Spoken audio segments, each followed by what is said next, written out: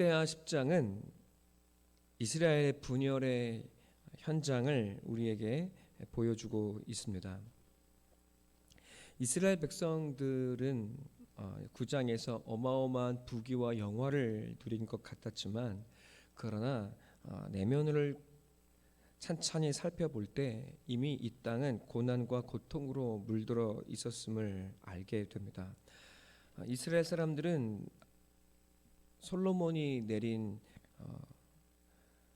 노역으로 말미암아 이미 크나큰 고통을 받고 있었습니다. 왕의 말을 또 들어야 했을 것이지만 이미 그들의 삶은 왕이 내려주는 것이 아니면 살아갈 수 없는 삶의 자리가 되어 있었을 것입니다. 이스라엘 사람들은 이미 큰 고통을 받고 있습니다. 솔로몬이 그들에게 내어준 멍에가 너무나 무겁다고 그들은 르호보암에게 새롭게 왕이 된 르호보암에게 찾아와 하소연을 하고 있습니다. 이 무게를 가볍게 해주시면 우리가 더욱 당신을 섬기겠노라고 이야기합니다. 르호보암은 그들의 말을 듣고 자신의 신하들을 찾아갑니다. 원로들은 그들의 말을 듣고 그들의 명예를 가볍게 해준다면 그들이 더욱 왕에게 충성할 것이라고 충언합니다. 그러나 르호보암은 그 말이 마냥 기쁘지 않았던 것 같습니다. 르호보암은 자신과 함께 자라난 신하들을 찾아갑니다. 그들은 이렇게 말합니다. 그들에게 더욱 살만해서 투정을 하는 것이니 더욱 무겁게 멍에를 지우라고 이야기합니다. 왕의 내 새끼손가락이 내 아버지 솔로몬의 허리보다 굵다고 이야기하고 더욱 무겁게 가죽 채찍으로 너희를 쳤으나 그런 나는 너희를 전갈 채찍으로 치리라는 무시무시한 언명을 그들에게 내리게 합니다. 그리고 이 두 가지의 선택 가운데 르호보암은 후자 젊은 신하들의 말을 듣습니다. 젊은 신하들은 이 모든 이스라엘의 영광이 그저 주어진 줄로 알고 있습니다. 그 모든 과정들이 백성들의 노동과 그리고 수고와 땀으로 함께 이루어간 것임을 다윗과 솔로몬과 함께한 이스라엘 백성들과 함께 하나님께서 이루신 일이라는 사실을 원로들은 알고 있지만, 그러나 이 젊은 사람들은 그것을 알지 못합니다. 아마 그들이 태어나면서부터 그들은 이미 이스라엘의 영광을 누리며 그것이 그저 자신들의 지위로 그저 누린 줄만 알고 있었을 것이기 때문입니다. 솔로몬은 40년간의 통치를 했습니다. 그리고 3년간을 성전을 짓고 7년간 왕궁을 지었다고 이야기합니다. 그렇습니다. 이 젊은 사람들의 눈에는 그 노동과 멍에가 보이지 않습니다. 그들에게 보이는 것은 다만 길바닥에 흔하게 널브러져 있는 은덩어리들 뿐이었을 것입니다. 그들은 평안한 삶을 누리고 있습니다. 그러나 백성들의 고통과 눈물이 눈에 들어오지를 않습니다. 이미 땅은 경제적으로는 부강한 자와 부유한 자와 극히 가난한 자로 나뉘어져 있었을 것입니다. 어제 말씀드렸던 것처럼 인플레이션은 이들의 가난한 자들의 삶을 더욱 고통스럽게 했을 것이고, 또 그들의 하루 벌어 하루 간신히 먹고 살 수 있는, 그래서 자신들의 삶의 노동을 벗을 수 없는 지경이 되었을 것입니다. 그러나 자산가들은, 귀족들은 더욱더 큰 부를 누리며 명예를 누리고, 그리고 그것들이 마치 자손들에게 고착화되어서 일하지 않아도 벌 수 있는 시대인 것처럼, 그리고 가난한 자들은 그저 무식해서 그 고통을 강하고 있는 것으로 그들은 여기고 생각하게 되었을 것입니다.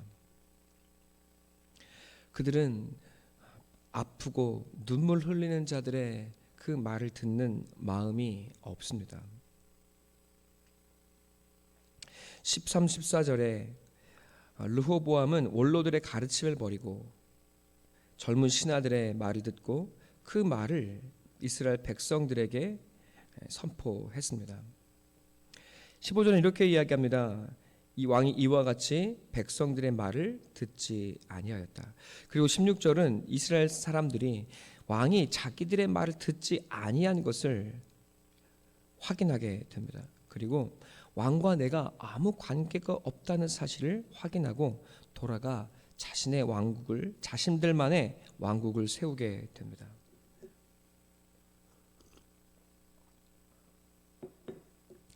르호보암은 굉장히 큰 많은 축복을 받은 사람입니다. 모든 것이 완성된 삶을 받았습니다. 완벽한 아버지, 그리고 완벽한 가정 환경, 그리고 완벽한 부유의 환경을, 우리가 보기에 부러워할 만한 환경을 그는 가지고 태어났습니다. 그러나 그는 아버지로부터 배우지 못한 것이 있습니다.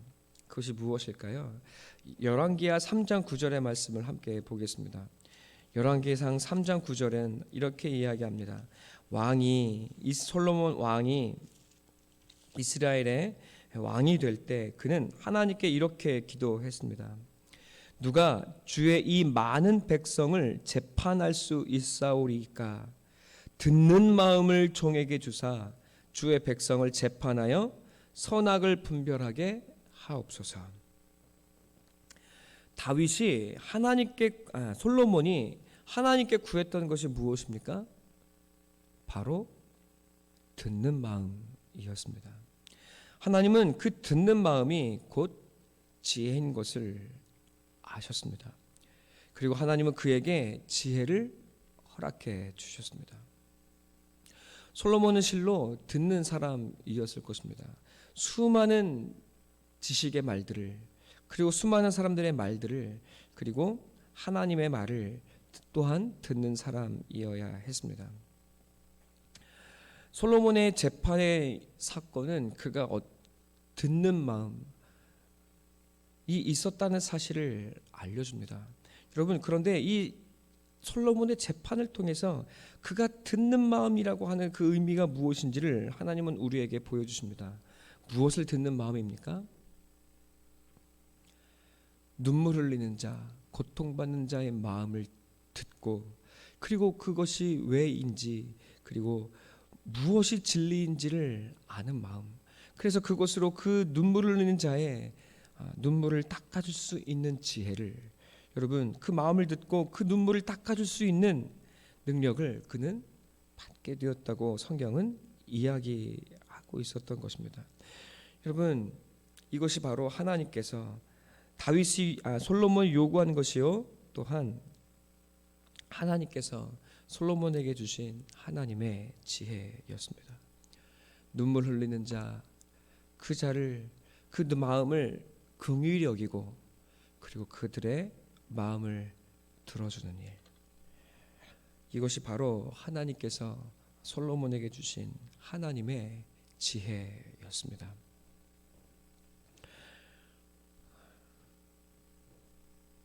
그러나 르호보암은 아버지로부터 그것을 받지 못했습니다. 그 모습을 어쩌면 보지 못했는지도 모릅니다. 너무나 큰 지혜가 어쩌면 솔로몬으로 하여금 사람들의 말을 듣지 못하고 완벽하게 모든 일을 치리하는 그 과정 속에서 여러분, 사람들은 그저 그것이 저절로 되어지는 일인 줄 알았는지도 모르겠습니다. 솔로몬은 자식에게 진짜 구해야 할 바가 무엇인지를 알려주지 못했습니다. 그리고 가르치지 못했고, 또 르호보암도 미처 그것을 배우고 진짜 내게 부족한 것이 무엇인지를 알지 못했습니다. 어쩌면 르호보암은 자신의 결핍이, 자신에게 부족한 것이 무엇인지 알지 못했는지도 모릅니다. 그러나 결국 르호보암은 그 듣는 아버지의 모습을 흉내를 낼지라도, 결국 그는 친아들의 말을 듣는 모습을 보여준다 할지라도 결국에는 자신의 마음을 기쁘게 하는 방향을 향해 나아갑니다. 그 일은 자신의 마음을 기쁘게 했을지는 모릅니다. 그러나 수많은 사람들을 잃게 했습니다. 16절부터 19절까지 이스라엘 백성들은 르호보암을 떠나 자신들의 왕국을 건설합니다. 그리고 르호보암은 자신들의 왕권을 주장하기 위해 하도람을 보내고 그들을 힘으로 다스리려고 합니다. 그러나 오히려 놀라 그는 도망을 가게 되죠.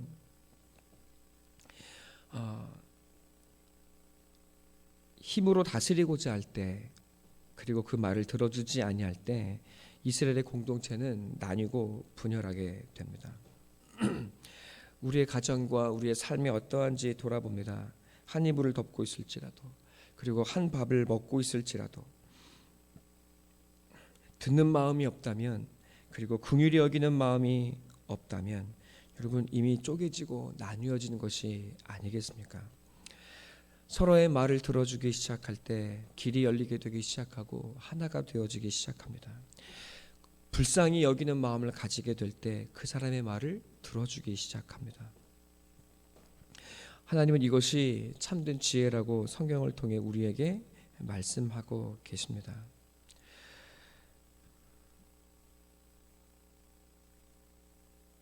우리의 가정이, 그리고 나의 삶의 자리가, 내가 일하는 그곳이 어떠한지 돌아보게 됩니다. 사람은 말을 하기 쉽습니다. 목사라는 직업, 이 일도 말을 하는 자리입니다. 그래서 말하고 싶어하고 말을 던지고 싶어 하여 견디지를 못합니다. 그러나 하나님께서는 우리에게 늘 말씀하십니다. 들어야 한다고, 그리고 듣는 지혜를 가지라고, 그리고 그 듣는 것은 바로 눈물 흘리는 자의 그 마음을 알아주는 것이라고, 그리고 그들의 마음을 듣고 그 눈물을 닦아주는 사람이 되어야 한다고. 그러면 하나님이 다스리고 하나님과 함께 다스리는 자가 되어 이 땅이 하나님의 나라와 하늘의 평강이 주어지게 될 것이라고 우리에게 말씀하고 계십니다. 그러나 솔로몬은 수많은 명예와 부를 그들에게 전해 주었지만 그 모든 것이 있게 했던 하나님의 지혜가 무엇인지는 미처 알려주지 못했고, 또 이들은 배우지 못했습니다. 이제야 비로소 우리가 진정 구해야 할 것이 무엇인지 알게 됩니다. 여러분, 그것은 바로 듣는 마음입니다. 하나님, 우리에게 듣는 마음을 허락하여 주시옵소서. 그리고 긍휼히 여기는 마음을, 그 눈물을 닦는 하나님 사람이 되게 하여 주시옵소서. 여러분, 이것이 하나님께서 우리에게 진정 주고 싶어 하시는 축복이라는 사실을, 그리고 우리의 가정이, 우리의 삶이 진정 아름다운 열매 맺고 행복한 가정이 되는 유일한 길이라는 사실을, 나눔이 없는 하늘의 축복의 나라가 되어지는 길이라는 사실을 하나님은 우리에게 알려주시고 보여주십니다. 여러분, 우리는 무엇을 구하고 있습니까? 돈입니까? 직업입니까? 능력입니까? 여러분, 우리가 구해야 할 것은 바로 듣는 마음입니다.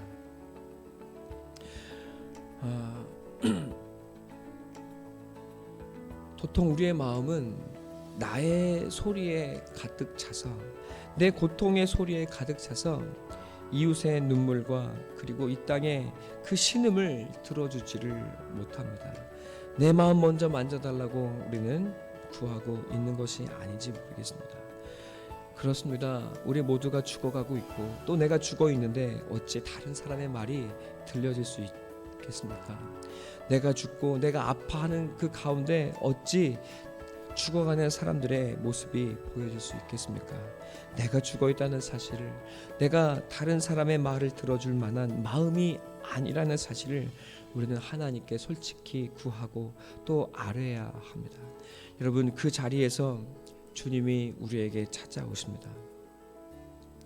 죽어있는 나를 살리시기 위해 하나님의 마음을 아시고 또 내 눈물을 아시는, 그 아픈 마음을 들어주시는 주님이 이 땅에 우리에게 찾아오십니다. 내 눈물을 아시고 주님이 내 말을 들어주시기 위해 날마다 우리의 삶에 찾아오십니다. 그리고 또 우리를 위해 하늘을 향해 말씀하시고 또 하나님의 말씀을, 하나님의 길을 우리에게 알려주시고 우리를 인도해 가십니다. 내 안에 누가 살고 있습니까?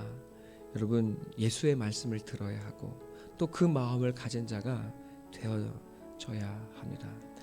주님이 우리를 위해 앞서가시고 또 우리를 인도하고 계십니다.